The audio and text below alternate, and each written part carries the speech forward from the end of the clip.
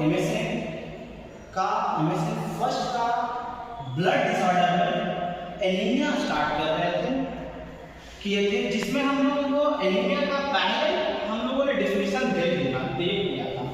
अब हम लोग देखते हैं कि थोड़ा सा रिव्यू करते हैं कि एनीमिया होता है।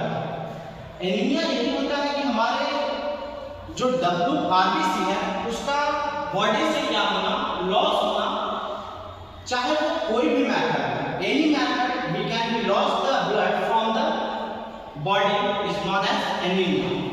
उसी का आज हम लोग दूसरा पार्ट जो है क्लासिफिकेशन देख रहे हैं और टाइप्स देख रहे हैं। टाइप्स में हम लोग देख रहे हैं कि दो टाइप्स का हो रहा है। कितने टाइप्स के हैं? दो टाइप्स के हो रहे हैं। एक डिक्रीज आरबीसी प्रोडक्शन हो रहा और एक इंक्रीज आरबीसी डिस्ट्रक्शन हो रहा। इंक्रीज आरबीसी डिस्ट्रक्शन है, ना कि जैसे कि हम लोग देख रहे हैं कि इंक्रीज आरबीसी डिस्ट्रक्शन है ये, और दूसरा जो है पहला जो है आरबीसी डिक्रीज आरबीसी प्रोडक्शन है।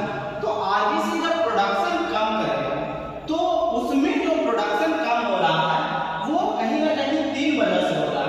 पहला प्रोडक्शन कम होने का मतलब है कि हेमोग्लोबिन का सेंथेसाइजेशन जो है वो कम हो रहा है। हमारा जो हेमोग्लोबिन है उसका जो आप लोग जानिए कि सेंथेसाइजेशन है वो जो है क्या हो रहा है, कम हो रहा है।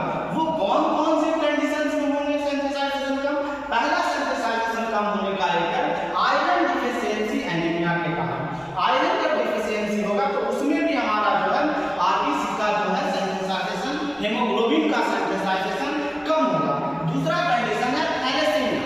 थैलेसीमिया भी होगे तो उसमें भी हमारा जो है क्या होगा, आरबीसी का जो है हेमोग्लोबिन का सेंथेसाइजेशन जो है वो क्या हो जाएगा, डिक्रीज हो जाएगा। उसके बाद डिफेक्टिव डीएनए, हमारा